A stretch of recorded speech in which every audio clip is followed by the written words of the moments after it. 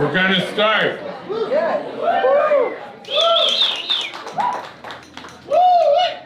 I'm Bill Lavender. I invented this thing called the New Orleans Poetry Festival a decade ago, and look at where we are today.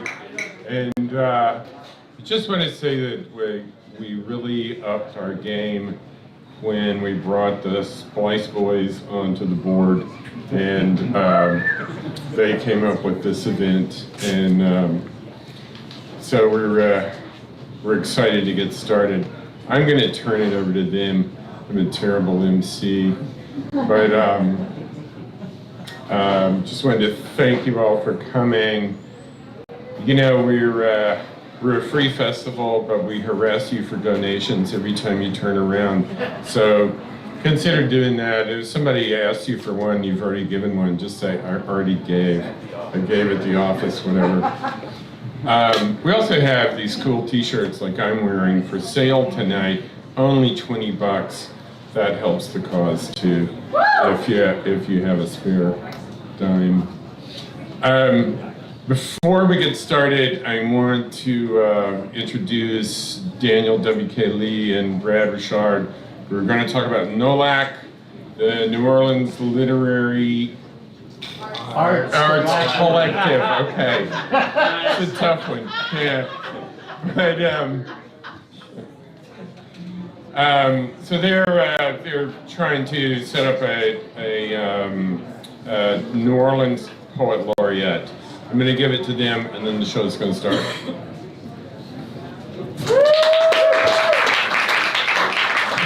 Hi, everyone. For those who don't know me, I'm Daniel W.K. Lee. I'm Brad Richard. Yeah, we just started a new group called New Orleans Literary Arts Collaborative, basically to organize and correct an absolute head-scratcher of a fact, which is New Orleans has never had its own city poet laureate. Gasp. So we're building an organization and a program so we can inaugurate the first poet laureate of New Orleans. And we need your help because it needs to be a community-driven organization. So if you have any time or money, especially because we're filing our articles of incorporation soon, hopefully, please come see myself and Brad, and we'd like to talk to you about it. That's it. Thank you. We will have a table at the book fair, so that should be nice. Hey, Brad. Yes. Up here. Hey, If you need help, let me know. thank you. Find us at the table. All right, we can all use a little help. Thank you for being here at the start of New Orleans Poetry Festival. And we're going to get right into it because that is what you're here for. You're here for poetry. This is the Splice Poetry Series collabing with NOPF. We're very happy to do so. We are a monthly series here in New Orleans, here at the Saturn Bar, pairing a local with an out-of-town poet, splicing them together, watching the energy mix, and we're so stoked to be here. First poet, let's go. Lauren Burgess is a poet and essayist from, you guessed it, Louisiana. She received her MFA from Louisiana State University, where she served as poetry editor of the New Delta Review. Her work has appeared in Dream Pop, Bodega, Trampoline, and A Velvet Giant, among others. She received the Kent Grant Award for Literary Nonfiction, selected by Megan Volpert, and the Robert Penn Warren Award for Poetry, selected by Elena Rivera for her manuscript, Cage. Give it up for Lauren Burgess.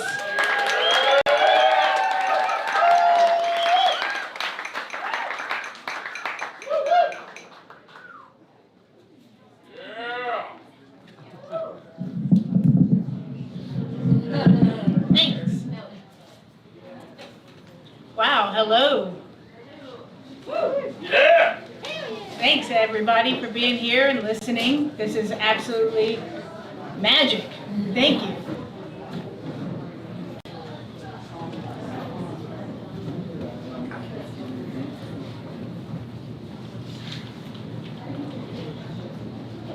If you know that you must do it, add it, add it, add it to the list. A day is only made of lists. A life is made of pen, of app, a shiny new app that tells me something must be done. And read, I work. Boy, do I work myself right into careers I don't know. These things I'm learning them right now. I'm figuring it out. I say it's a good job, a job. I don't have the job. Not really. That is my common sense. It's falling all around. My goddamn common sense. My head is full of fluff. My head is full of pills that make me forget Ann Carson, forget my mother's surgery, forget my metal leg, forget how to talk to a stranger, forget to say it good, forget to say it normal, forget what is appropriate, forget why I'm in therapy, forget a word, forget. It's not a word anymore, forget. There is no word forget. All of life has slowed, forget the speed of my own life. Forget, let's have another bump, a bump, forget, there are no more bumps, forget about the list, it still exists, the list, it becomes more list, to live is a list to remember, a life to remember, I can't, I should make a list.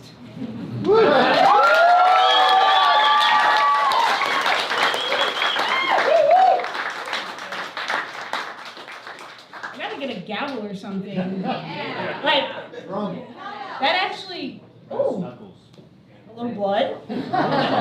Sorry. I knew this beautiful girl in high school who asked me to have a sleepover with her, and she told me a secret that she likes to spit in the spines of her books.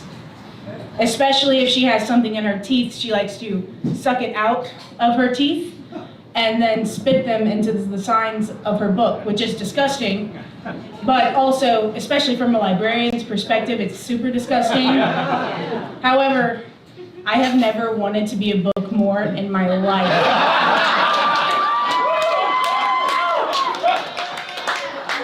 So this is called Glob. Many ways we find us creatures of want who indulge to ruin what we love, would like to have more of. It is seen here, the spine of a book yellowing, cracked like a stiff sock. Spit life, that stuff I call diamond. Creature, leisure, dribble, a pouty, downturned lip, leaks microcosm, teenage life, into the imaginary world, into the glitz, into my socket, into the next chapter, which has run far away from her mouth, into the imaginary.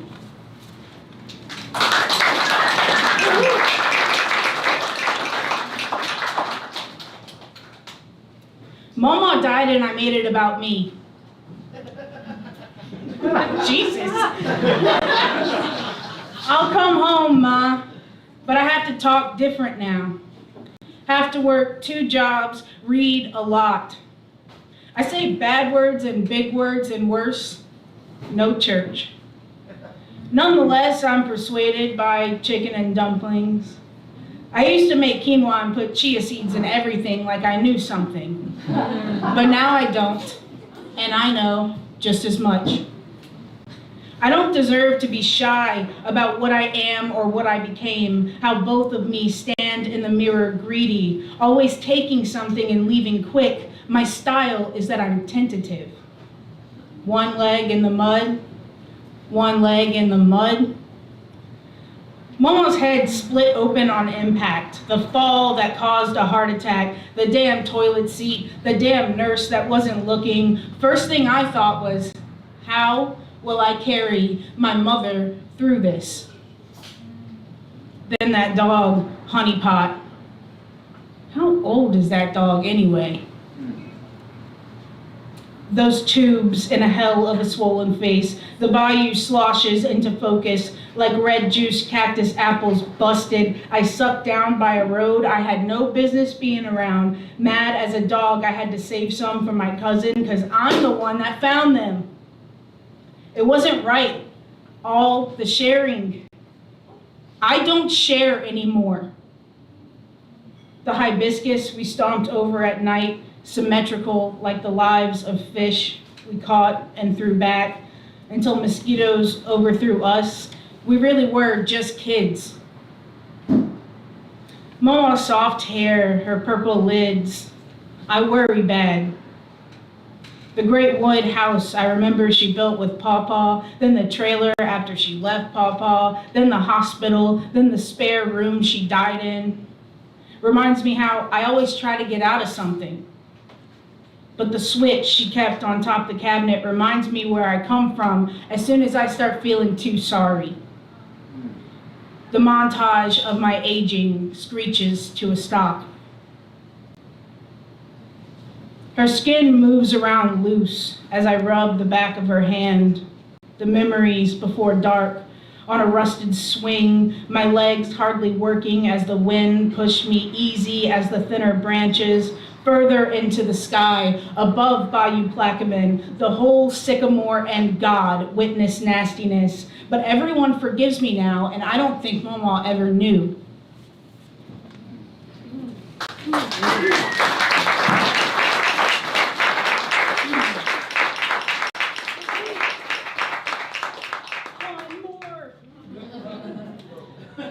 Sometimes I trudge toward the water like I have to, hand to my pounding center. The wind is cold and the water, of course, mucked, and I love both. The slim boats on St. John will be impounded any time now, those left too long, because in the city, they take your boat, and you won't even know their names. Some say it is not a nice day. I have to wear a sweater. It is, however, a mandatory day, one that forces me through its wake, and it knocks. My legs are obedient. I am coming to you. Hello, day. Hello, Plaquemine. Hello, ripples where I want flatness in body and water. Hello, rebirth and rebirth and rebirth. Ducks have begged me to still a moment for tea. The egret invited too. I've come by you because I have no answers. I made myself into a book, but I have no shelf. I made myself into a woman, but I was forced. I made myself smaller, but I made myself worse. I made myself bigger. I made myself try eggplant. I made myself into my father, and when that didn't take, my mother, into a declawed cat nubbing at a chain link. I made myself sick. I made myself come back to you. I spit out the past and read it like a leaf in my mother's voice. Ludi Bell, someday this will all make sense. The tongues, why you feel so bad. In his name. The wet wind blows me into the future. Now, Ludi, you left. Shame. But back I'll come. By you, you changed name and shape. I saw you at Honey Island. I saw you off West Pearl. I saw you on my cheek at a bar, and I saw you offhandedly when someone mispronounced you in a Whole Foods. I saw you surround Dollar General like the tyrant of Lacombe. I saw you somewhere you wasn't supposed to be. I shapeshift too. Brain moving like a tide. You're flooding my mouth. Your fish, my pill. But time treats you better. When you hurt people, you have an excuse. Your excuse is people. Me, I've got nothing but a diagnosis and a lack of self-awareness, a serrated tongue that don't get enough use if you ask me. When I hurt people, it's because I want to. I've ravaged your mud, but disguise doesn't work. It's just because I want to. Bayou, I come to you with impossible tasks. Make me alive again, won't you tie my shoes? Remember the white trailer that stayed wet? Why can't you take me there? Yuck in Choctaw, slow, slow water. My uncle taught me that and said be grateful. Language given and taken and the slow renewal of water we praise. Slow me like that, mercy.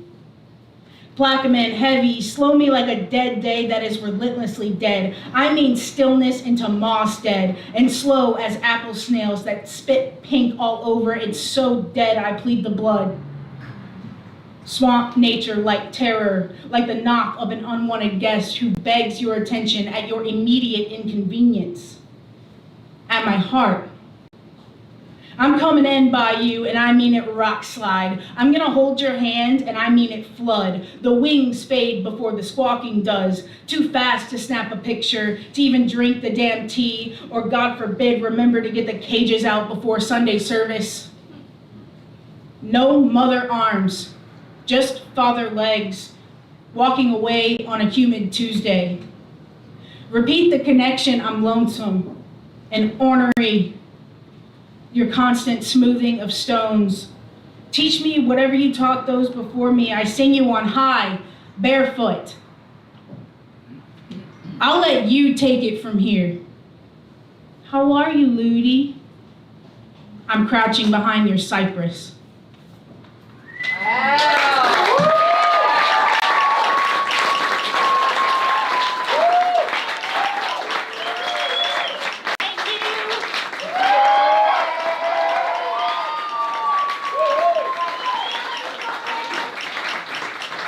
Keep it going for Lauren Burgess.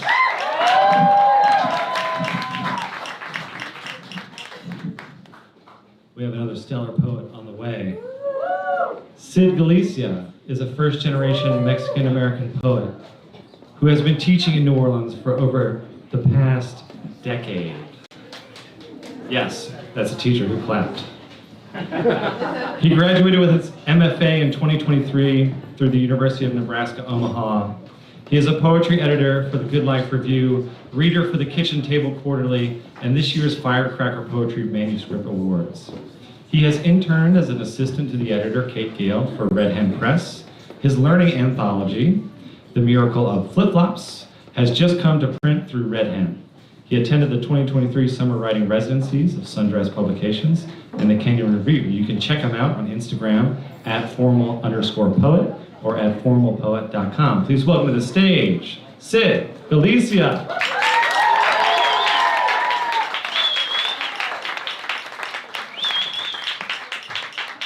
Hello. This is actually my first reading at the Saturn Bar, which I'm really excited about. I've observed a lot of cool things happen in this community by Sean and Henry and Nikki and Michelle, and I really appreciate all the work that they've done. Nikki and I are going to be co-hosting a workshop on form about Sestina, Villanelle, Guzzle, American Sonnet, and Duplex. So I'm going to sort of be reading some of my pieces from those and then just jumping around a little bit. This first one is called Green Sestina. I draw a set of lips, draw them on the wall green, green lips and skin. I add lines of a silhouette and waist. I want you to open as I drink from my bottle. A green $3 shard bottle, chalky cheap lips. She sounded when I popped her open, a cold sound, cold and green. I held her by the waist and pressed her to my skin. To the drawing I added skin, shaped like my bottle, mirroring neck to chest to waist. Muddling over asymmetric lips, light traveling through my bottle, casting green upon the wall, and my art opens. The window opens and gives breath to our skin. The wine is green, dyed from my art and the bottle, and dyes my lips, and I think with my hand at my waist, and I draw her with a hand at her waist, and a posture that is open, with open lips. Still unhappy, I scratch the wall and our skin, I swear and drink from the bottle, I am drunk and the world is green. And the wall and the drawing are green, it is wrong, her waist, I drop the bottle, empty on the floor, open. Ideas dance in my skin and onto my lips. My ideas and lips are green, coloring skin and waist, from the now dead and open bottle.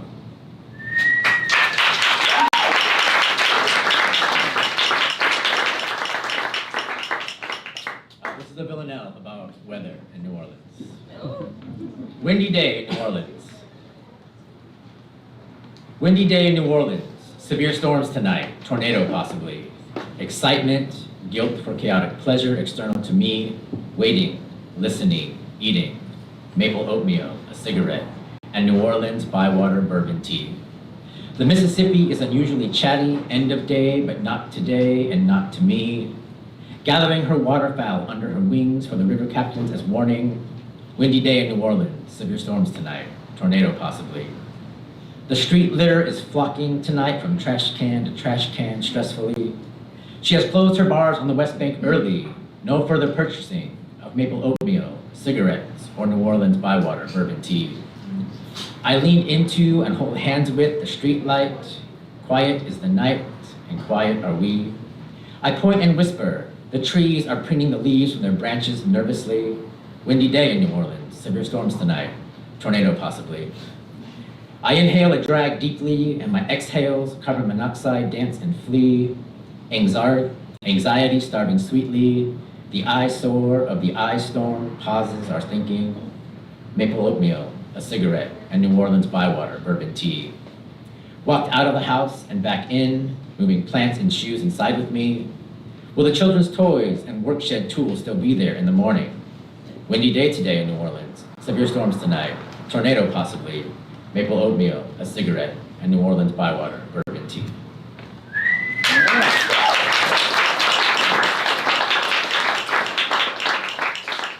This is a guzzle I got published in my first international magazine, and it's about Mod Night at the Saturn Bar. Which the bartender, Maddie back there, always hustles to take care of everybody, and she's taking care of us tonight, so we all need to take care of her. So I'm dedicating this song to her tonight and the Saturn Bar. Saturn Bar Guzzle, Mod Night Dance Party. My man, peace, love, and granola are gonna be there tonight at the Saturn Bar, where the step-in gonna be stepping and crackling their jars tonight at the Saturn Bar. Say, brother, gotta be sticky, but you best dig me by far. Tonight we'll be slamming, radical, and stellar bazaar at the Saturn Bar. Don't give me those hairy eyeballs, man. Be my Casanova jive jar. Stone foxes, mama foxes, brick houses are gonna be at the Saturn Bar. Sounds mad as pound to the max at that joint, jiving. They are. Main features, Sylvia and Rebecca are gonna be star out tonight at the Saturn Bar. Have you seen them boogie down? Gonna be confabbing at them real hard. Gonna be Bogart dreaming out of orbit with her in my arms at the Saturn Bar. No stoke trickin' snaps, get Rebecca in your yard. Square biz, man, you are. Better copy my sunshine at the Saturn Bar. I will be commanding that landing, Cid the Kid, king of them quasars. Wally, Wally, Blood and Dolly, you and me are being tonight at the Saturn Bar.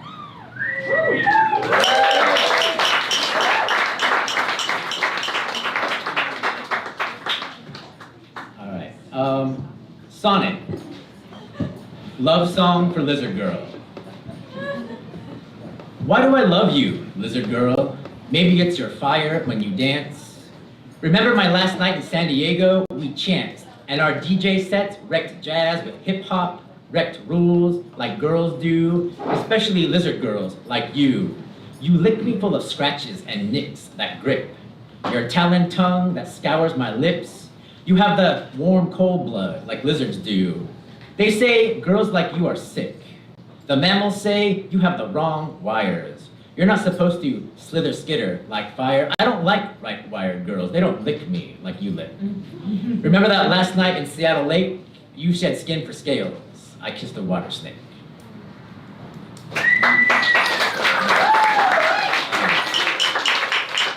Two more. This is one few not informed. My last year, I was finishing my MFA at Red Hen in LA, and LA is a rough place to live. If you're not making LA money, like, I don't know how people do it. And I'm used to spending money on drinks in New Orleans. And so my first night, I walked in there thinking I was spending money in New Orleans. And I accidentally spent $400 in that night. So for $400, I got a poem. Club dances and car window kisses. I think it's desperation and the dark side of need that is one of the quickest ways of escape. Sin is not simply the strong desire of pleasure. Sin is when the desire decapitates the patiences, severs vein from earnest, and causes you to ignorantly forget your life as it is liquored out of you. One bottle of Japanese rice wine is not sin, nor is two. Too close to desperation, singing synapses can still sling the song of Selkies, skin so lightly Ulysses could lean forward along his hull and fully in the folly of love cipher the beauty of Penelope from their song into his head and heart like a magical mindfish swimming the melody of memory. One whiskey soda on the rocks with lime is still not sin, though the inner surfaces are soaking from the sipping and a disturbance reaches a bit more from the wanting than desire prefers. The second whiskey soda on the rocks with lime tickles the back left corner of your throat and then caresses lightly the right and you almost trigger yourself. Later at the club dance, you talk to a man about stick fighting and yoga, and by the end of the night, you spent almost $400. You spent more than half of yesterday's paycheck, rain check, and we need rain right now in California. LA sometimes catches itself on fire. Many of my friends were burning on the mesa, which gives us an excuse to set ourselves on fire in her car. We were lucky, licking lips like tsunami ballrooms waltzing across the floor of silent seas.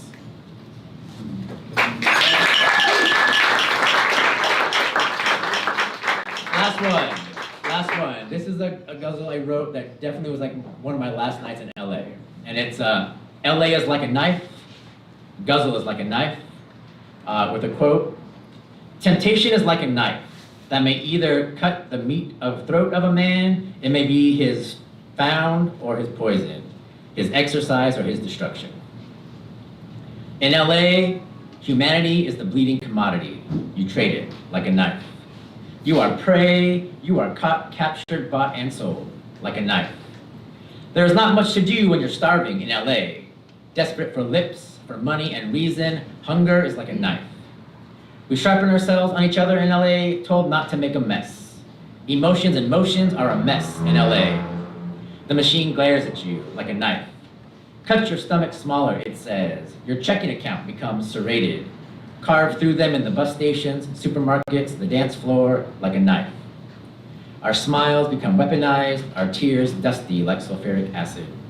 Metal skin and lungs, metal pores and veins, metal like a knife. And now, when they call you, are happy to see you and hug you, you are left dripping a little bit. They are left dripping a little bit, like a knife.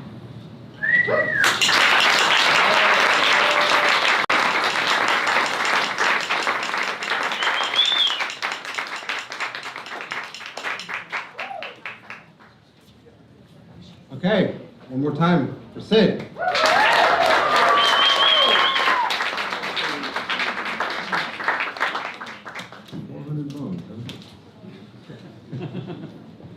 Nikki Ummel is a queer artist and editor for Bear Review. Nikki has published or has work forthcoming with Gulf Coast, the Georgia Review, Black Lawrence Press, and others. She is the 2022 recipient of the Leslie McGrath Poetry Prize and 2023 recipient of the Juxtaprose Poetry Award for her manuscript. Bloom. Nikki is the co-founder of Liminal, an arts organization focused on readings, workshops, and residencies. She has 2 poetry chapbooks, Hush, Bell Point Press, 2022, and Bayou Sonata, NOLA DNA, 2023, funded by the New Orleans Jazz and Heritage Foundation. You can find her on the web at nikkiyummel.com. Big round of applause for Nikki.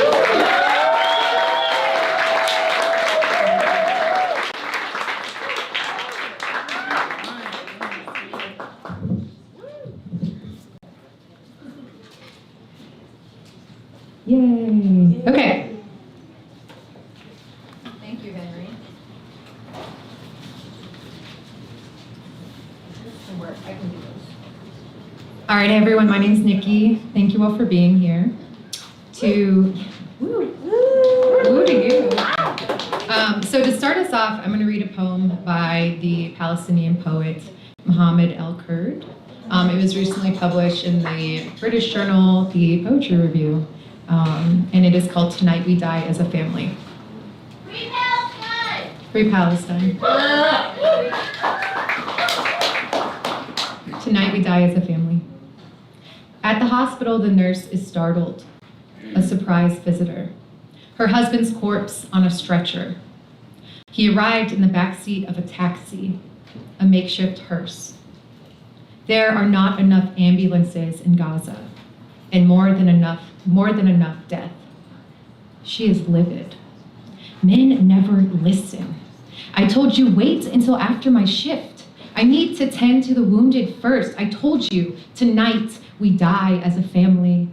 I told you, tonight we were supposed to die as a family. More than 36,600 civilians have died in Gaza since Israel invaded on October 7th.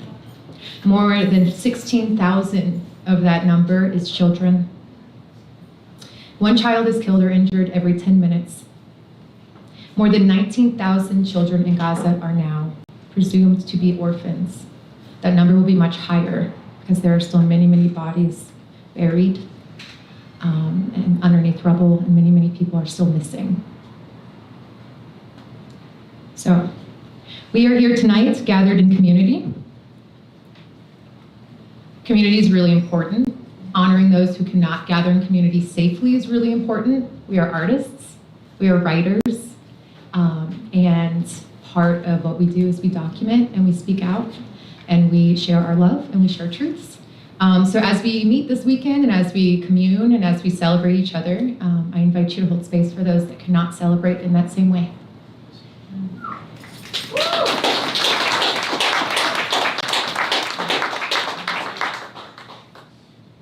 Okay, so tonight, what I have for you is a series of offerings. Community is really important to the work that I do. It's important to the work that all of us do. I would argue that. Writing is a communal activity, despite what people say, art is communal. So for every piece that I will have for you tonight, I actually have another reader or multiple readers joining me. So the first poem that I have for you is called Pro-Life, and Kirsten Renaud is going to help me read it. So give it up for Kirsten.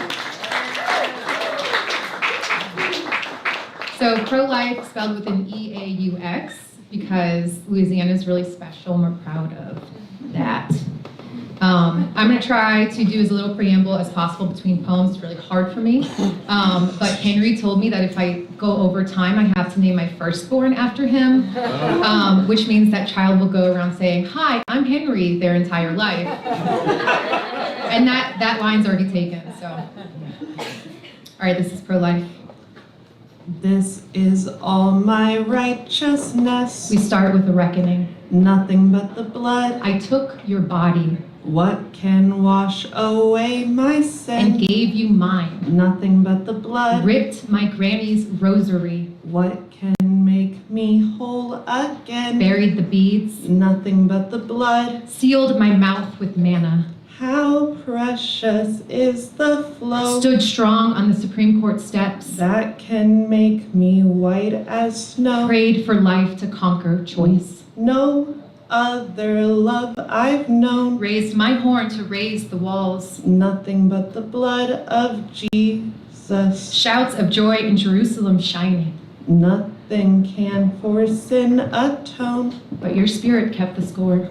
The blood rushes. Angry tissue anoints my hip bones. The blood rushes. Uterus shrouded. The blood rushes. Child. The blood rushes. No child. The blood rushes. 3 days we prayed.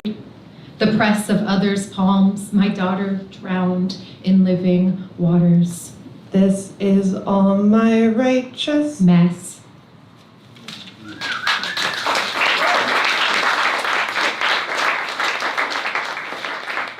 Next up, joining me on the stage is Ben Morris and Megan Sullivan. This poem is called The Telling Gets Old. You good? The telling gets old. Long the light that tucks pediatric sheets. A nurse's head hangs. We force this breathing. And death swallows. Lord, you know I no and longer. And I lift my hands. Lord, you know. And yet, nothing happens. With all this glory, the walls weep. Hallelujah. Shake me, my God, place your palms and let her be. Hallelujah. Watchman, how far? 3 days. We choke on the pink splash, the glazed cheek. We choke on the signs of life. Hallelujah. The doctor looks with thin lips. The doctor looks. She looks, and it means nothing. Lamb of God, hide your horn. I will take your silence. I will take. Morning comes to loosen memorial. your grip, God. Morning comes on her with all lungs. its light. Non intratur in veritate nisi. I do not Light forgive comes. you. Bury my sister's mourning dress. Bury my mother's funeral shoes. The flashing lights, the siren songs. Si igatur verba gratia, postana beatus futuras est. Postana tebeatum futuras Time is est. leashed. The telling gets old, God. The telling, it is old. Ever the sparrow spirals home. Where do we go when this day is done? Hallelujah. Generationes in psalms. Wandering, saying, I no longer believe you.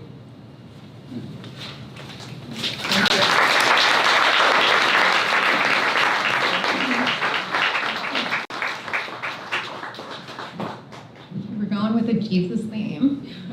Bless you. Bless you. This next one is called Client Psychotherapy Intake Form. It's modeled after the actual intake form I filled out almost 2 years ago. 1. Have you ever previously received any type of mental health services, psychotherapy, psychiatric services, etc.? In other words, he wrote in an email, when you know what is enough, you can be happy. 2. Are you currently taking any psychiatric medications? A fig like a sunrise in my mouth. 3. Have you ever been prescribed medication? The bushes are singing. 4. How would you rate your current health? Sometimes the blood inside my body, it two steps. 5. Please list any specific health problems you are currently experiencing. My niece says I look like a girl, George Washington. 6. Please list any specific sleep problems you are currently experiencing. Waking up is not bravery. What choice do I have? 7. What type of exercise do you participate in? Every thought I've ever had, it jogs around the room and then it climbs back in. 8. Please list any difficulties you experience with appetite or eating patterns. Hunger is a hand scooping my organs into melon balls. 9. Are you currently experiencing overwhelming sadness, grief, or depression? What I want to write about today is 10. Are you currently experiencing anxiety, panic attacks, any phobias? I drag my fear like a trawler behind me. 11. If yes to questions 9 or 10, when did you begin experiencing this? A tornado claws through Araby and me in the closet on a dirty laundry basket with 2 dogs in my lap. Are you currently experiencing any chronic pain? My bones have been switched with eagle bones. Do you drink alcohol more than once a week? The spider-webbed light of dawn. How often do you engage in recreational drug use? Big enough to contain everything I could ever feel. Are you currently in a romantic relationship? Sparrows land on my hands when stretched to the sky. I tuck them into my coat one by one. What significant life changes or stressful events have you experienced recently? Down the street, 2 horses, mad with fear, kicked through a garage door and galloped along the levee until shot 16 times. Do you consider yourself to be spiritual or religious? We are all transient and aching. What do you consider to be some of your strengths? I can roll my eyes like those frightened horses. What do you consider to be some of your weaknesses? My universe is slick as warm-buttered pecans. What would you like to accomplish out of your time in therapy? Learn to put the grenade first in your mouth, he said. That is our time for today.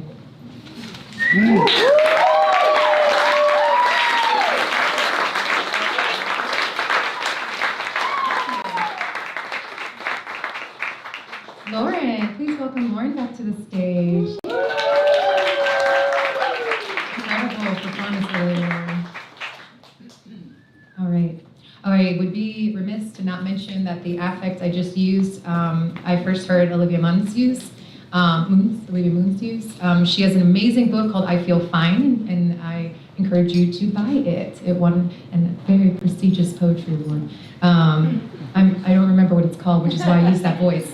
But she's amazing, and I appreciate her contributions to our community as well. Okay, this one is called Ophelia's Curse. It's a golden shovel, which means the last words of every line form the original poem. So I will read the poem and then the original poem afterwards. Ophelia's Curse. I am shelled edamame wet with want. Tonight I will regrow new skin I've been saving, perfectly dewy. Remember the cardinal in the window? It watched us smash ourselves raw after our first date. We're 3 days from breaking up. The clock inside my chest blinks. I am moon-faced and cold, alone. I search for my keys and reach for my head, and I find neither. I practice smiling with my teeth and then my tongue. It is obsolete, obscene. Who needs a fuck? The space, please vacate by the end of Dicktober. Pleiades refuses my pleas. Descends despite my willow's reach. I must go somewhere, anywhere. Must halt the plunger spiral down, please down. Only down into my garbage stomach and my trash can tits. The hole between my legs bright as a silverfish at night, but our bed is too big. Our bed is too you. I will burn it. Yes! Now is the time of big fire! The walls half gone, I greet our newest neighbor in my nightie. I watch my youth nail a vacancy sign to my forehead. Muddy and mindless, she goes next door, singing melodious, crouches beneath wet couch. I am a squatter in my own house. I am in my bed. I am in our bed. I am in ribbons. I am in your bed, in our bed, twisting to hold your spot in bed, burning. I am alone. Woo.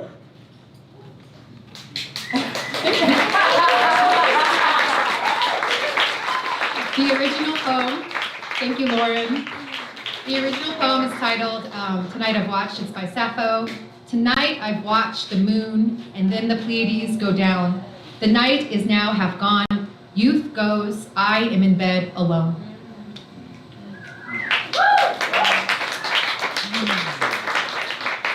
So this next piece is called Medusa, who I'm obsessed with. Yes. You should all see my Medusa tattoo sometime. Yeah. Medusa's holding Perseus' head. Yeah. Because he's a dick.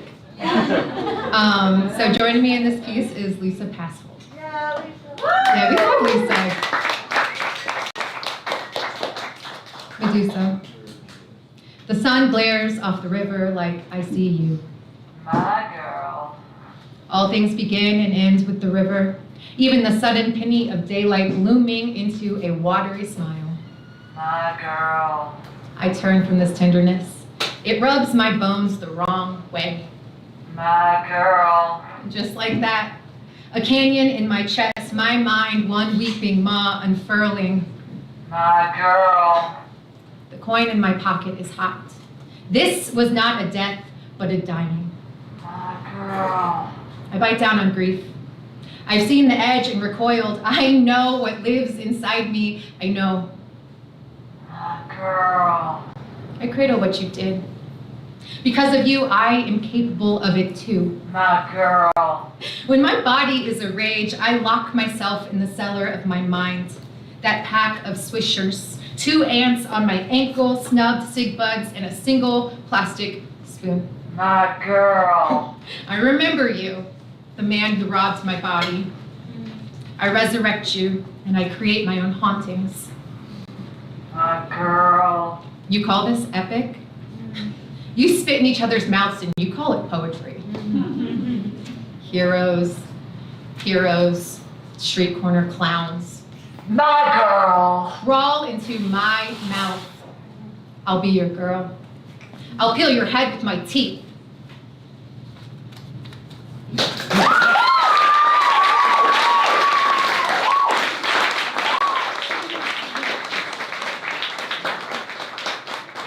I'm so sweaty. Are you guys sweaty? Michelle. Give it up for Michelle Nicholson. counterpart at Liminal, and a beloved friend. So I've got this piece and then a truly collaborative crowd piece, and then I'm off the stage. I hate it when poets do that, but I feel like people are getting antsy in their fancy. So this is called When the Famed Male Poet Came for Me Too. We learned to call them beautiful. They came like honeybees to hyacinths. The famous poets came for us. They came on us, or some of us. From Frank Sonnets by Diane Seuss. You tell me, Swallow. refuse to let me spit, but you don't want to taste my poems. Too sour. You said of me, Too pretty for poetry.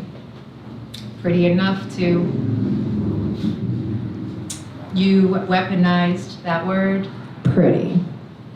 I swallow. Naked eye, this poem I swallow. You stroke. You stroke my cheek, tell me. Still. Still. You write your poem on me. My back, a page, of poetry. Pretty. Taught me, Pretty. and I, lyric I.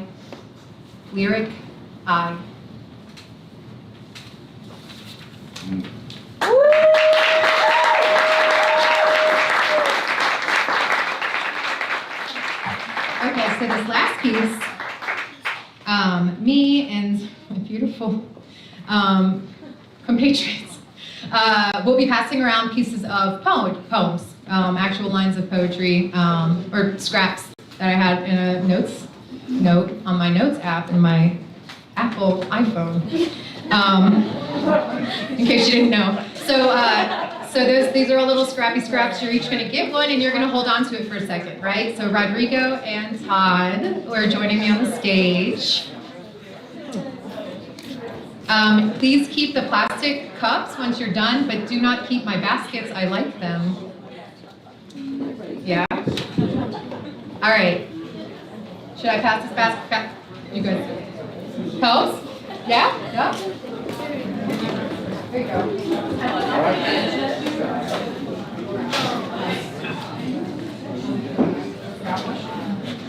All right, cool. You guys got some? Yes.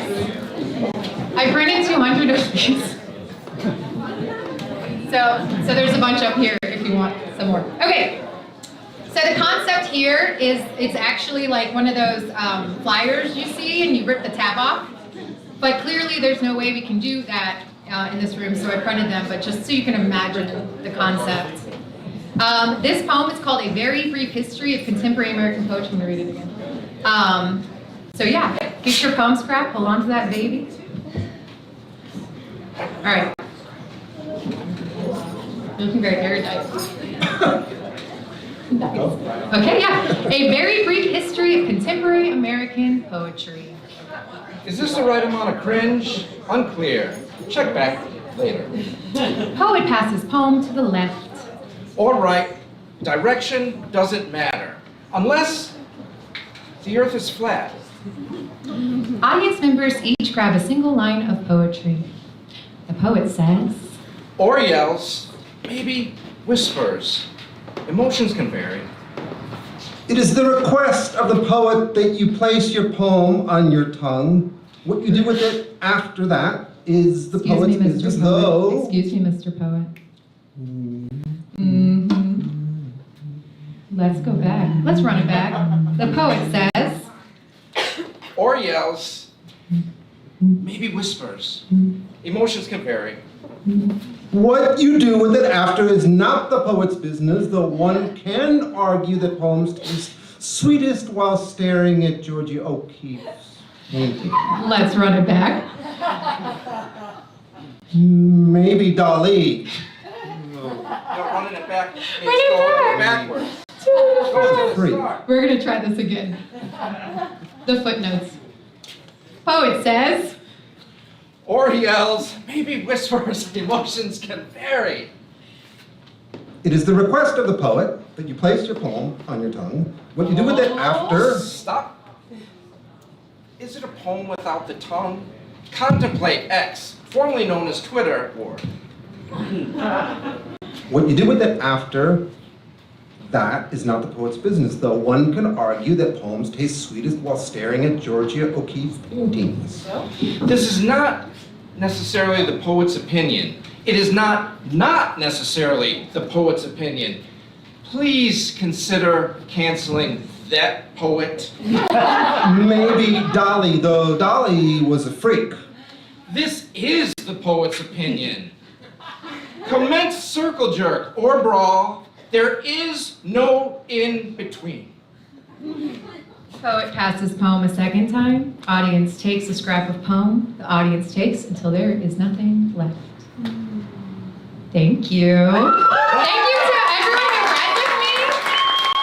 Megan, Rodrigo, Todd, you did amazing. Michelle, Ben, Kirsten, Lisa, you're all incredible. Thank you so much. And do not throw your scraps of poetry on the ground. Keep giving it up for Nikki Ummel, y'all.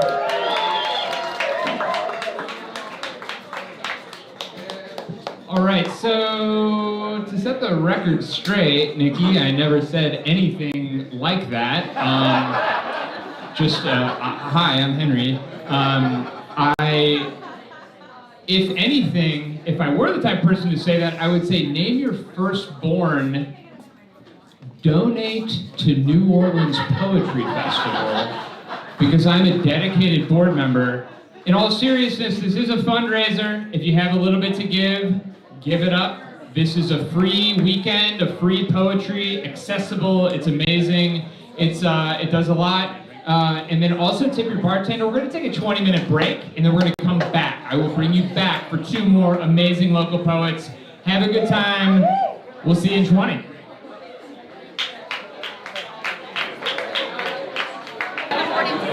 All right. Welcome back. Welcome back to Locals Night. Locals and sojourners alike. It is my absolute pleasure to introduce the second half, our first reader here, U Lockaby.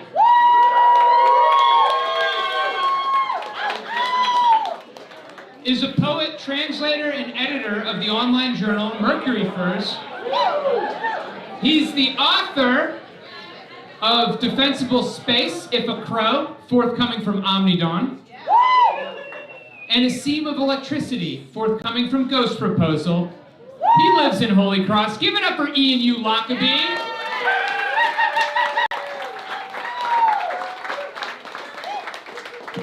Thank you so much, Henry, and yeah, thank y'all so much for being here. Do you mean stop recording? No. I'm just kidding. Yeah, I feel really lucky to be here. I'm just gonna set up my timer to make sure I'm being reasonable. And thanks for coming back after the break too. I know there's lots of other things to do.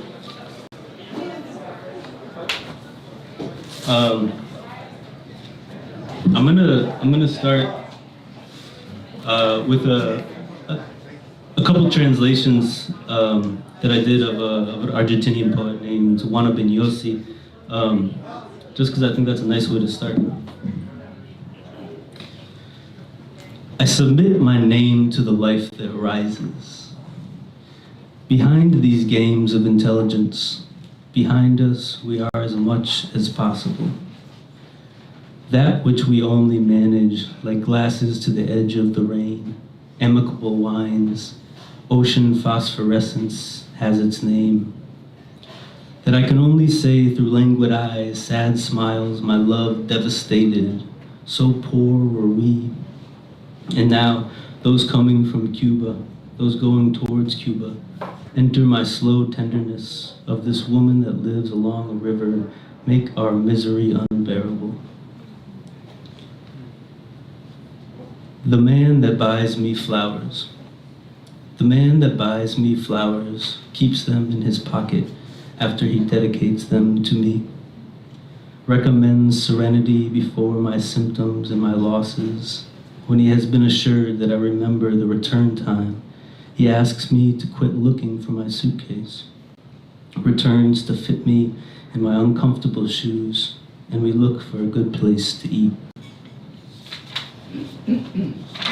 I thought I had one more from Juana, but maybe I don't.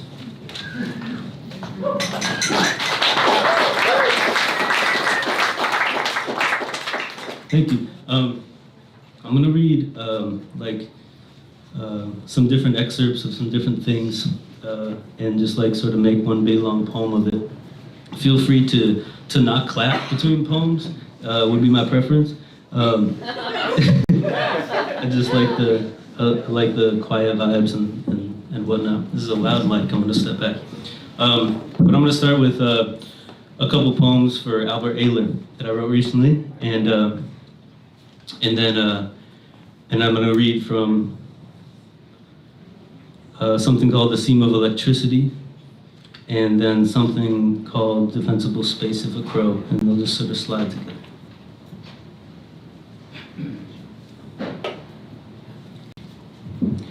New grass on the ground in Arizona. Back and forth over bass notes of the tree, electric in its non-movement. The music I bring you, a universal man, going pop in the high non-notations of the false strands of the real lawn. A night moves in the burble of the right bar, failing the right indecipherable emotional plot of the solo. The assemblage can't decide what kind of music to play. Sun watcher, all of them. Athletes drying up in the consumptive habits of the old guards. Sun water exiting the earth through your eyes in the hours before dawn. An eyebrow dangles over the crossover hit, melodizes in a nexus of opposite cardinals and heat. Oh Lord, oh Lord. The two fresher pages, I know I should have worked them in. And the recorder, why not? It comes with the dish, or the consummation is separate from the who cares after the why. The night and day will pass away, but love will always win. Unable to decide what it is, one wonders if consummation is cancellation. Against the river flows the inverse, etc. Noise canceled by its inverse tone. Distance versus direction, now with all new ghosts. Spirits rejoice in the air over Arizona. Albert is somehow burbling up over the Arizona plains because he was always meant that way. Every American song ever made for a bandstand being toyed with like a brassy cat on a keychain over the receded beds of the old ocean. How much is salt in the desert? Financial bell curves of the band's horns all bunch up and warble against the rainy grain of each other's families. Later, some come shining, feigning a new sag in the melody. Coke bottles refracting Cleveland, the hum of mines cleaving all the way down easters to the Colorado River. Arizona's lawns opine like open sores. Arizona's flying under Albert's grave, his grace unyielding. A short-lived little journal, Albert said something in one time, expands on the horizon, but I can't find the page, so I speak instead of the salt, and salt encrusts the saxophone like terpenes amber on a leaf. And I'm isolated there, in the busty harpsichord tangling itself cross-sections over the Sonora Desert. Albert's left up the aisle to the drink cart. He comes back bigger than the national anthem. Entirely a cumulus, solidly a salt. In the distance, a body of water, entirely salt. A great spirit rising up to honk the horn angels, excavating upward from the salt to the sky inside, which Albert sits on a throne stuffed with of harpsichord down, feathering out at the edges, angels. salted angels encrusted with the secrets of the bad songs of the West. Distance is what defines this fact that that machine and the one we ride in, anti-magnometer exigent in its origins. Of cacophony equaling distance, and distance collapses and stands still over Arizona. The salt sucks hydrogen up into green decay of yesterday's root outridge and back, wondering if there's a natural course to vegetal death or only disease to tear us down. We're terrorized in the glare of the lawns, stat us symbols and the water features, and I lie down on the astroturf, reading about Albert, and all you need is the light. All you need is the light. You take it in your eyes at the hours that close distance, harpsichord thick in the artificial grass, brass in the wood, and in the wood, only light.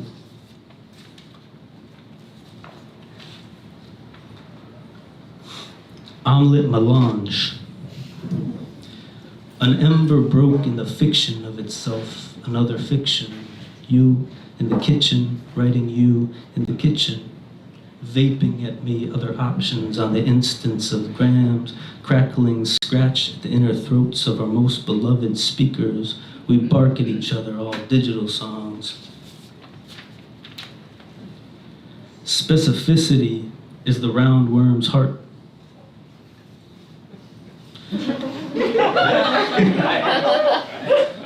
The future grafted to your thigh, chicken skin ASMR, a grease fire of micro-genres, oregano chain around your downstairs animus.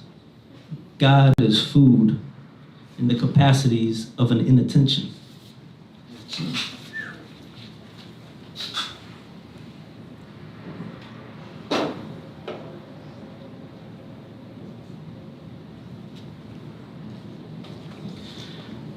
What finally can we taste in the formal category? The syntax of the housing conditions is a figure of my own interiority. Universality and an allegory for it.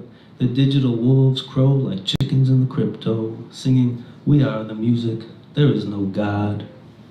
Cluck old in the breeze, studly talkers, tasted in the first assertions, in the rough sod, a loving look. Stranded outside the sentence, syntaxed of the swan-like, studly talkers. In an iterative form, our very first assertions take ancient psychological positions, wouldn't you? Like a risky invitation to speak, to judge character in accord with tastes of digital wolves, striking chord and crest among the crypto, the cluck grown old in the simp breeze. Still trying to figure out what the simp breeze is, but I'm really interested in it. So often desirous, but only be cause of the angle, then geometry, equally at fault, insignificant as a tasted character on the paper document used to characterize the viewer differently from the difficulty of attaining hot goss. I sit down and I scream, sometimes showering in very psychological positions, now blooming in the studly talkers, an I within a we.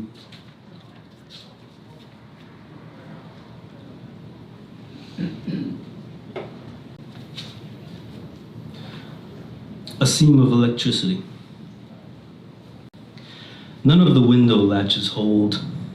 We can exit through 7 holes in the house.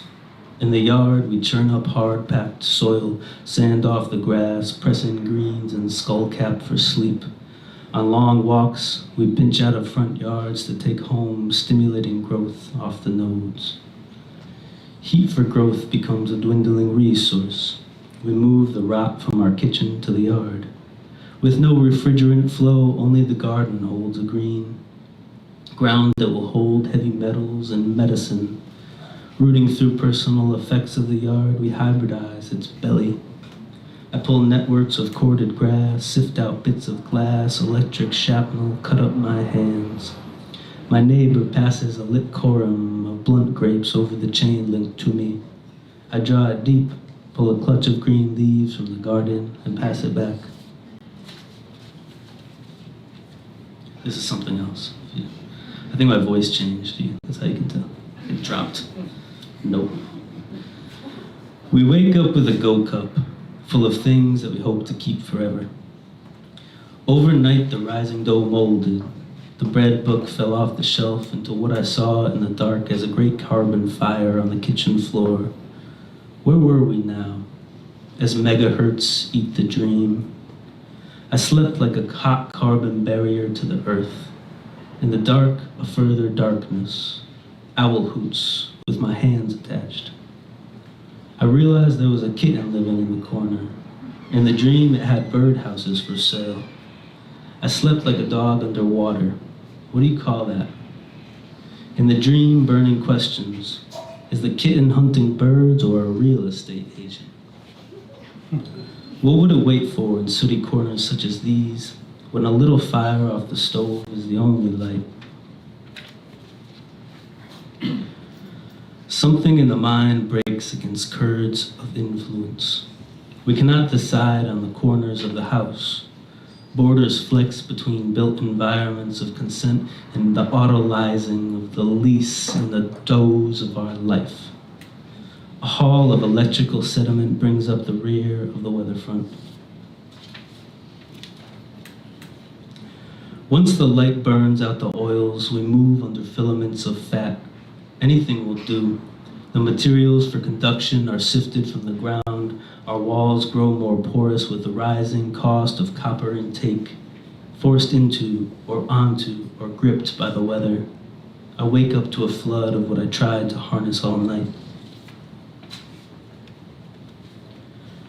With the morning, one can't tell.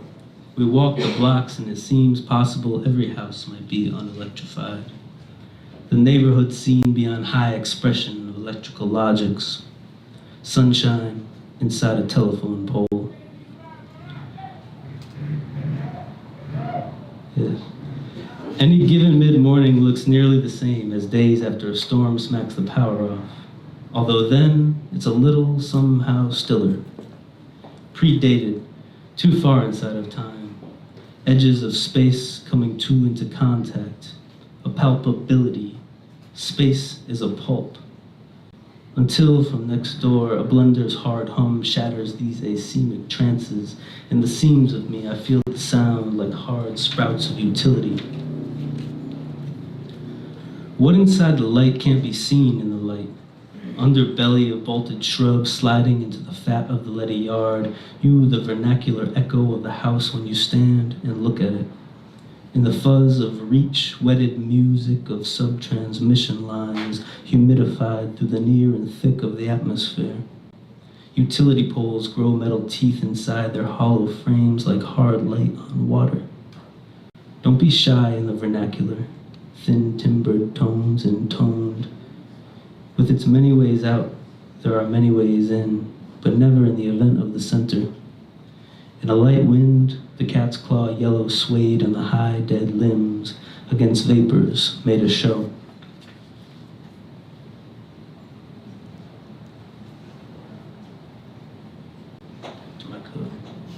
Oh, I'll close, okay, I'll quit soon. A conduit primps itself in the dawn, becomes intuit to atmospheric animosities. For a room to rest, must the light be put and out completely.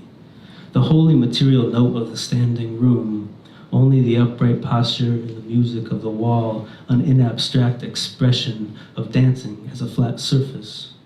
A conduit a bit too slow to be in touch, but windows, doors, open space intact. An insulator touches the pane turns the green of old okra in a non-musical fridge. The thought shape is the house form of the outage, swelling in a fungal abstraction of darkness inside maps of light. Electricity swollen on glands of the body half.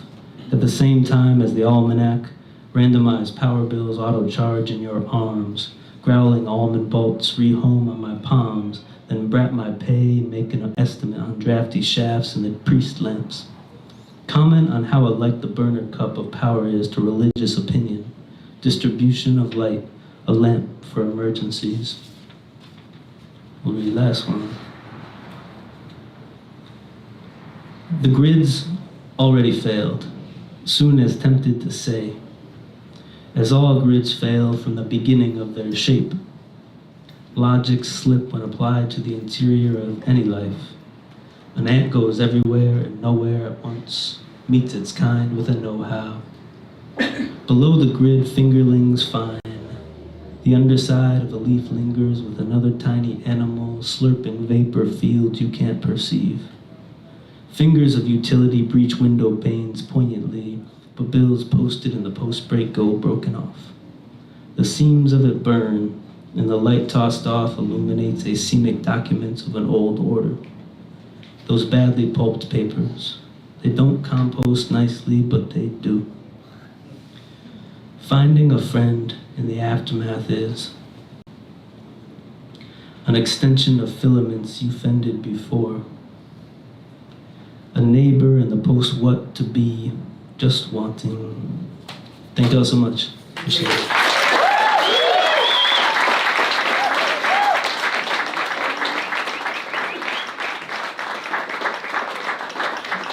Right in.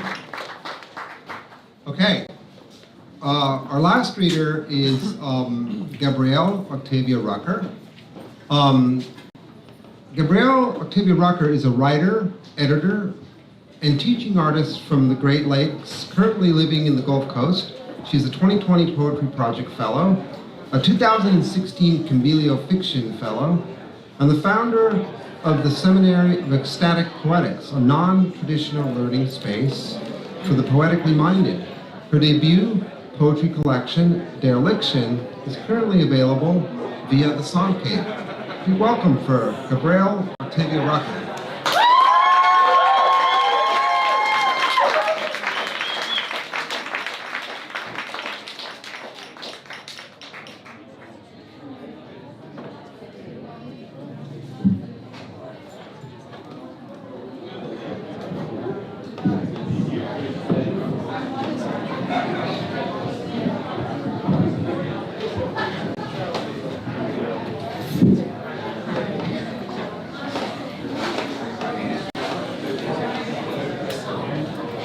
Hi, can you see me or the silhouette of me?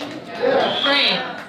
If you're on the fringes of the room and you can actually see me, like Corporal Gabrielle, you should come to the front. There's a lot more space to sit on the floor. I would appreciate that. If you cannot see me because you're in another room, you're totally fine. You don't need to. So I'll be reading. I'm going to give you what I'm reading beforehand.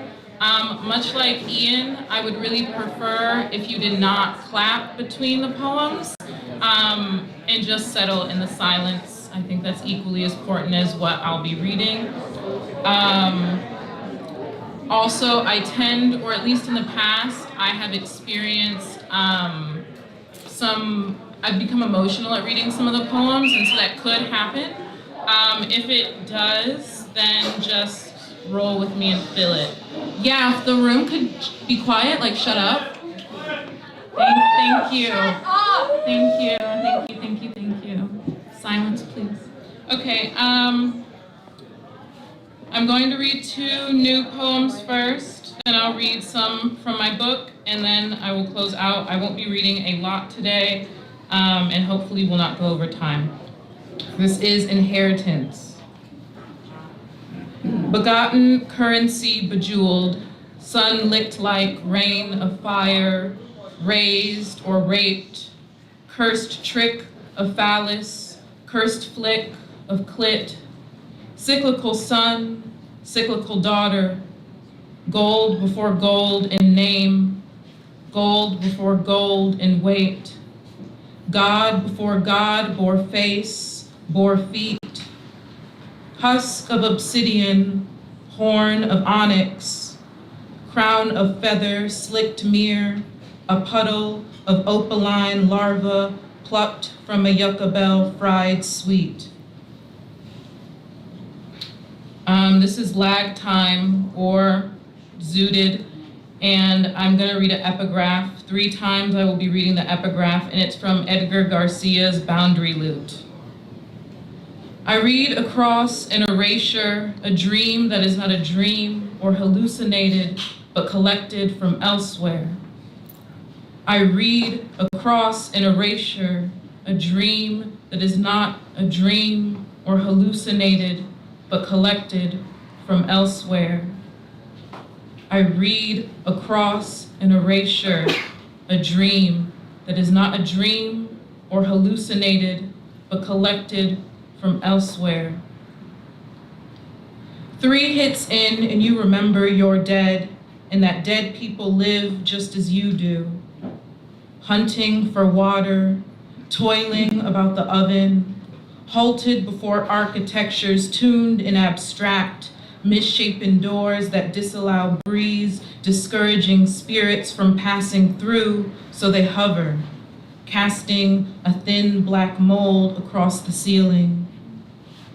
Dreamless sleep stagnates intuition.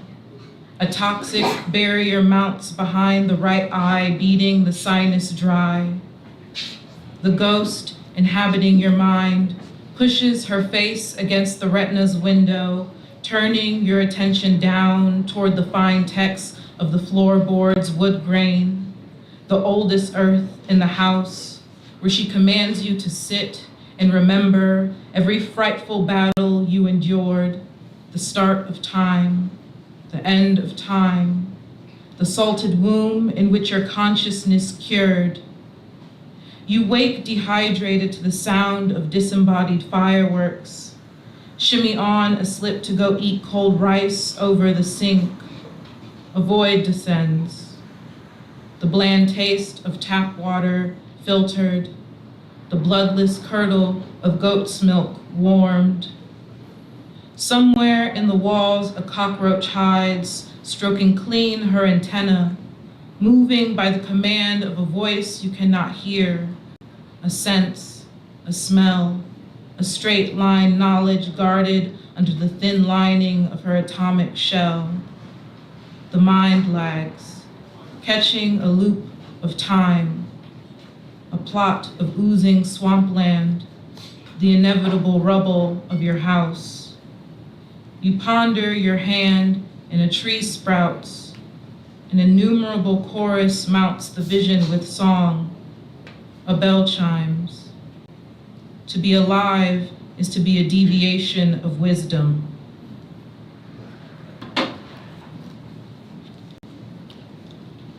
I'm gonna read the first section of my book, Murmurs, and then I'll read a few more poems.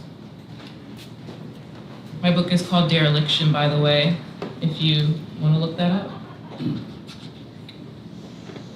Never knowing, never optional, occupational, the air of everything around me, out the sky, a voice starts singing, closing in on the life force below.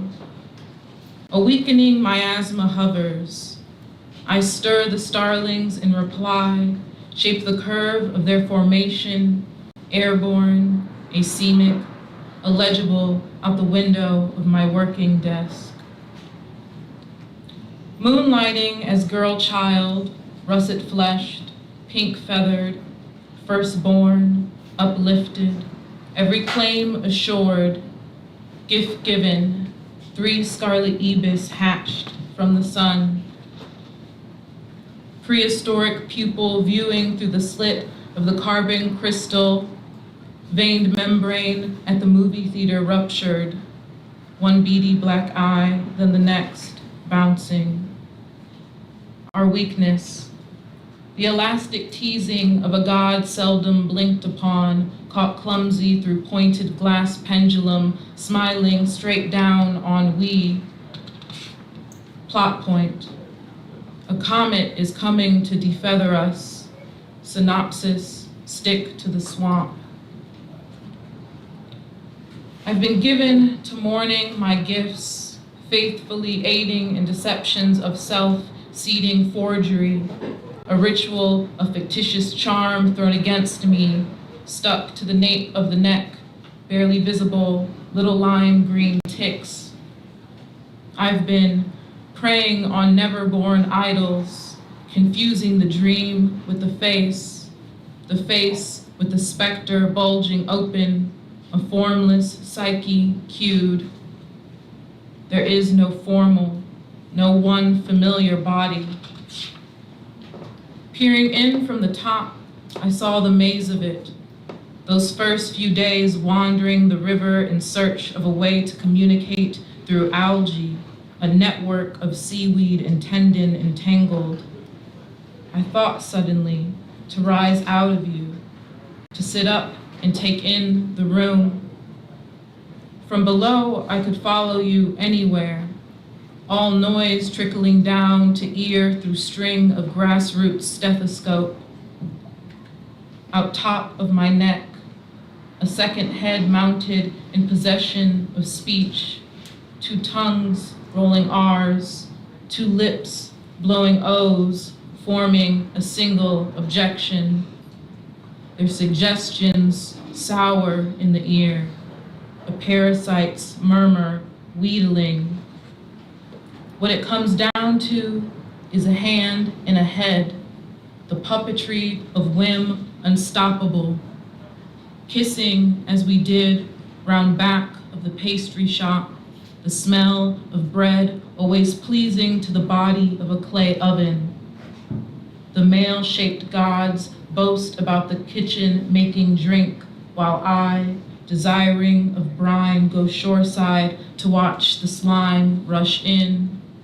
Toxicity taut on the epoch's edge, its septic taunting, its prophecy. At the bottom of the river, a pair of never-found arrowheads, two time-worn toys bound together by petrified rope. It's a gamble relying on flesh. A wrist charm thieved from a crypt will make gossip to the soul of the burglary. Symbiosis. Someone tells someone else shows up. I put you in my hand and an invisible phallus rose. We came to an understanding and a shape appeared. We laughed, big laughs, burned cedar in the tempered shells of your hooves, those tiny jewels of obsidian unblemished, little mirrors where sometimes I would catch you checking your reflection the way children do, gingerly at first, then in full adoration of the face staring back, ripe. You wait on your hill pouting, that big rabbit you like to bully pulling on the fringe of your skirt as if he might convince you otherwise, as if he won't go wandering after you in a few days' time, ilk after its own tethered to the same clay body. Tricky blue light, amber eyes under neon gray-green gleam of reptilian vehicle. Under the street lamp, I watch the cat pulling in her rabbit, find its bones the next day floating in the sink. Again, dreams of peeling pink shallot skin, of eyes wedged in the house, or worse, 4 dozen toothed globe snails nesting in the pulp throat. Black hole hidden beneath black car, blue flame lit on every burner, a jealous hand fingering the smoked salt. Io points to a bat trapped in the chimney. We sing up the red brick until it clears, sweep out the dust in special shoes to break the curse. Below, another life simmers, fennel bulb and groundwater, sunflower seeds still sprouting, no flag. Laughter in the crops of war, vernal equinox, a stage for the sun.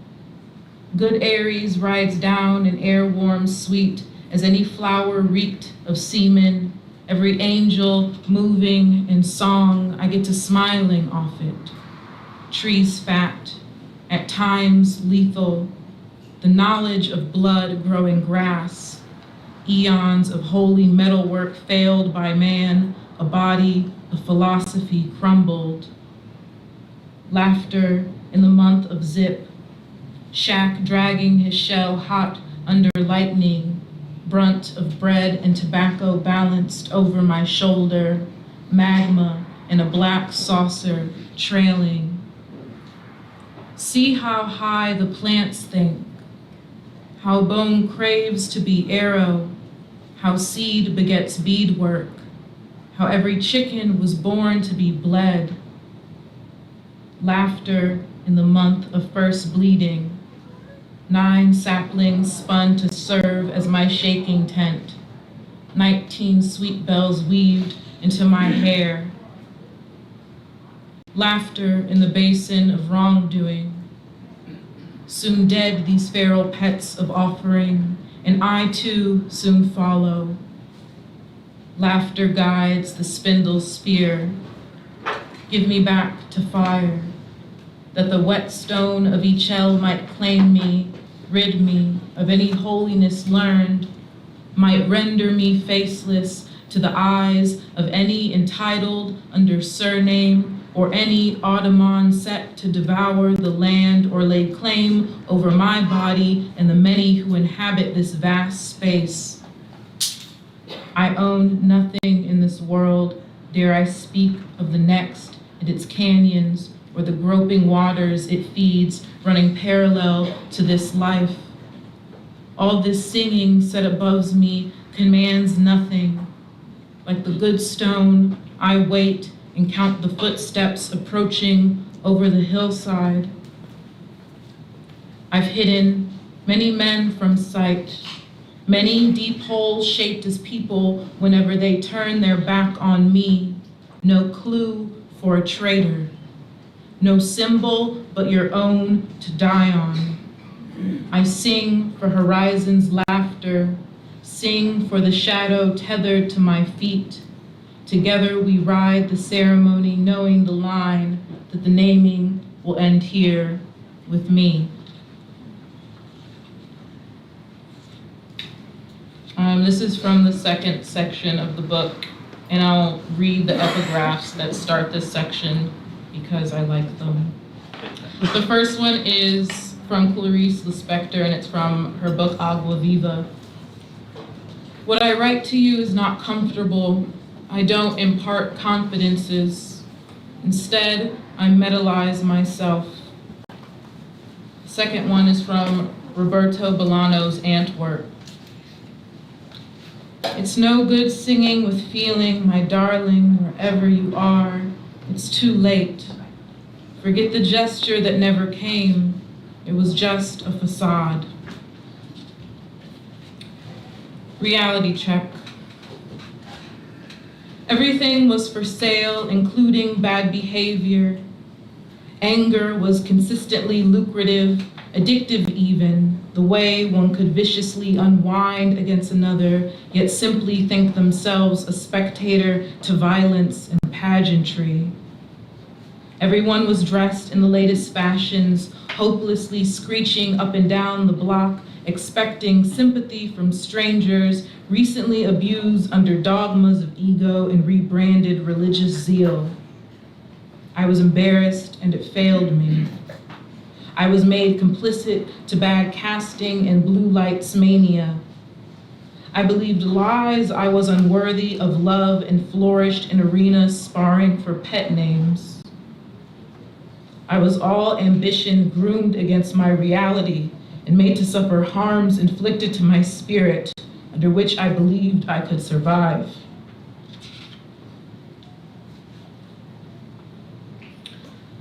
Of the lucky you are chosen.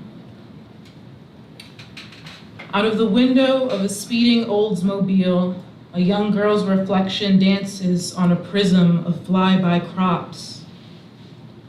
What she doesn't know, suffering, happily, drinking her red pop, pondering the merging of all possible reality, the lifespan of rocks. Geologically speaking, she knows all life is lava-born, all chaos and structure, naturally formed through fire and pressure, simple ingredients of fate and bacteria, cycled through eons of gradually polluted atmosphere. Embryonically, her consciousness remains seafaring, unforgivably young.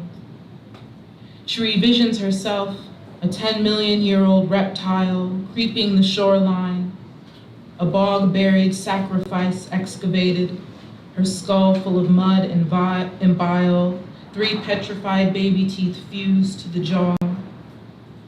It was a quick death, she remembers, a long life wandering. She knows what she knows, a child of the universe, suffering happily, watching her reflection, cautiously considering the scene before her, a long road stretched thin towards a violent horizon. Practice for my birthday. I grew and all around me were trees, a small cut of wood I couldn't enter though I tried. As a child, during a thunderstorm, while I was getting my hair braided, I watched the oak out front struck down by a bolt of lightning. The jolt of bark cracking split through the house, the table shook, and the braid snatched tighter against me. It was a fantastic sight, the fire that sat in the hall left over, glowing steady for one whole night. I got older. I remembered a lot. Still remember a lot. Everything began to make more sense, less too, as the glass dome fell, reflecting off the distant moving of the blurry other side. Only now do I realize what I'm chasing, the thrill of the last time something fell out of the sky. Up until that point, I was having fun in my own way. I was practicing my handwriting. I was making myself useful to myself as one must, and then what?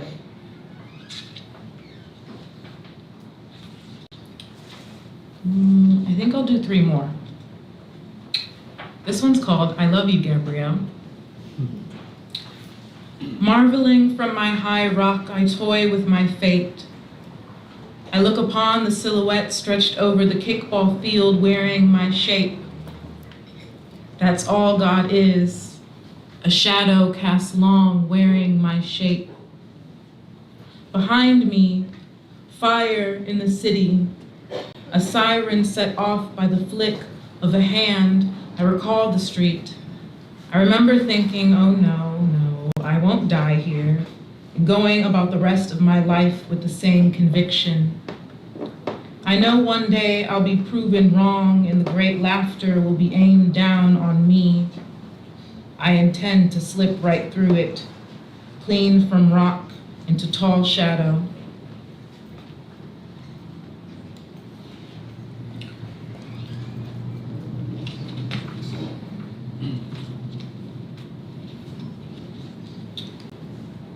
Afterlife. Children talking with children, talking to children, talking with children. Children at a party eating cake, children dancing, children singing, an endless parade of children combing the street, children never drowned, never worked, never sexualized, never killed, children unblemished by lust, children napping. Your parents reverted back to children. Your grandparents as children. Your children as children. Your siblings and cousins, all children. Your friends too, and even yourself. Everyone you've loved, alive again as children. This last one is long, and it's the last one. It's called My Serious Generosity Unclipped, and we'll see if I can get through it. I've been engaged by a constant aerobics of the body, a spasm of remembering provoked by an inevitable betrayal in which an ancient and well-repressed wound resurfaces, visualized first through a series of dreams, and then later, in fragmented succession, flickered hysterically across the waking mind. The body reverberates against the psychological intrusion. Tendon and muscle reanimate the assault, rise inflamed under my own hand. Breathe, baby, breathe. I'm tired of spinning these micro-plausible fictions in which utopia relents and some unsuspecting yet characteristically flawed, read mischievous child fatefully learns of violence having wandered where they are unforgivably curious, very far from home and into a trap of their own making, represented symbolically as a perilous stranger summoned suddenly, lured no doubt by her willful nature, or conversely as an archaic rendering of nature's more phallic whims, a mythos smearing modern day paternal hierarchies, perversions of sovereignty orbiting adulthood. Is it honest to insinuate that independence invites violence while simultaneously withholding the reality that more often than not violence originates in the home? It's an issue of storytelling. The child exists in the home as an object, gains consciousness, and for whatever reason flees. Perhaps the child is inquisitive or prone to aimless wandering. Maybe they are being harmed and in an act of pre-adolescent clarity make a firm decision to decamp the homestead and its abusers. Whatever the reasons, suspending a child's autonomy under a foggy motif is manipulative.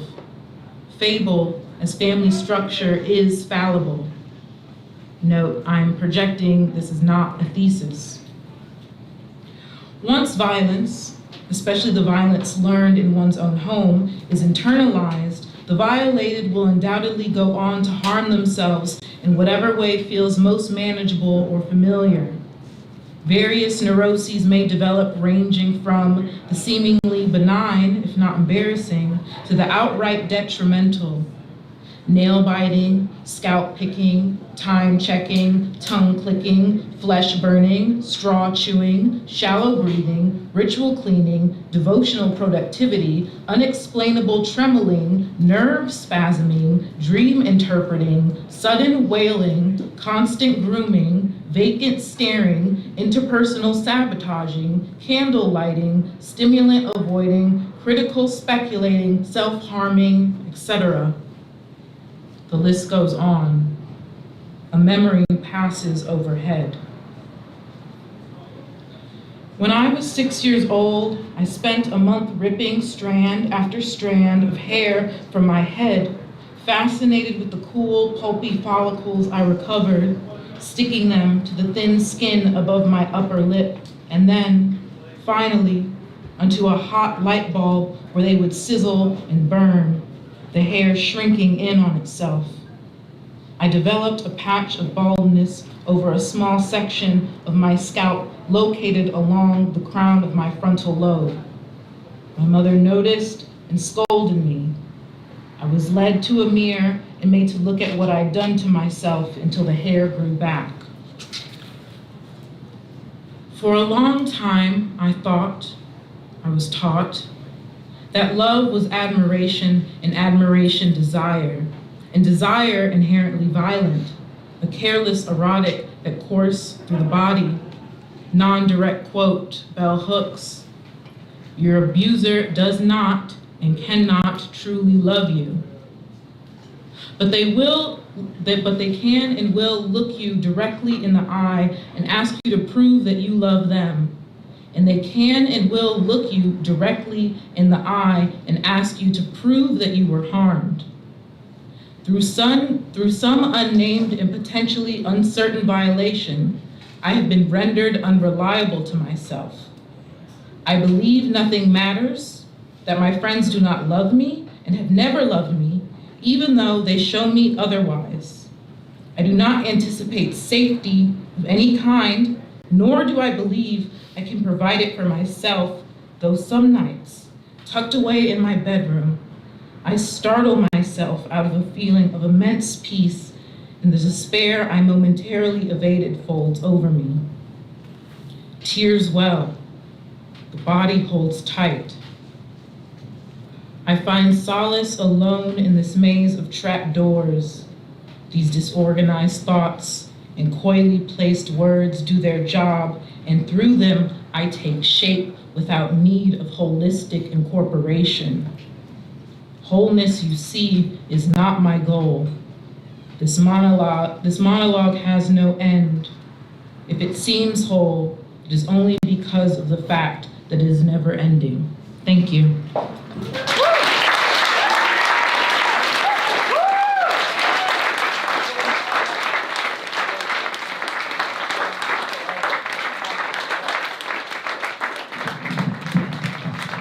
All right, keep it going for Gabrielle.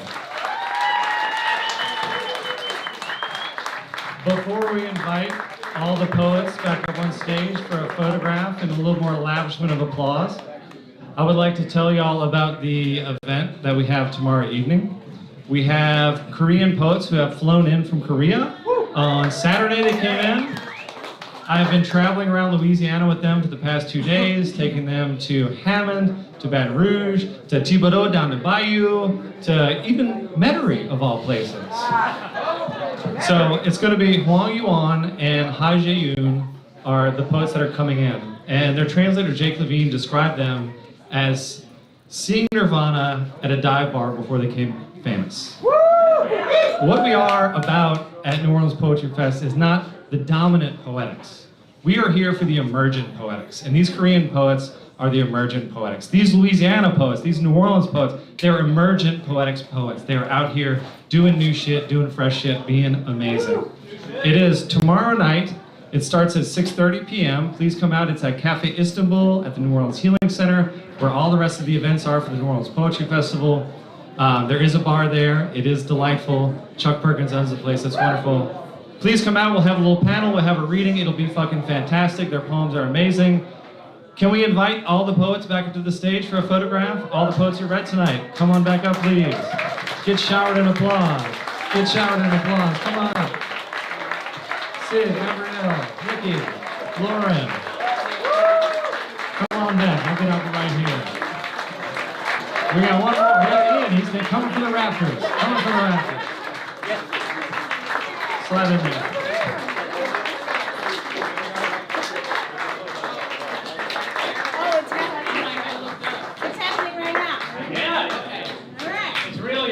Cheese! Don't look at me, look at the camera, Ian.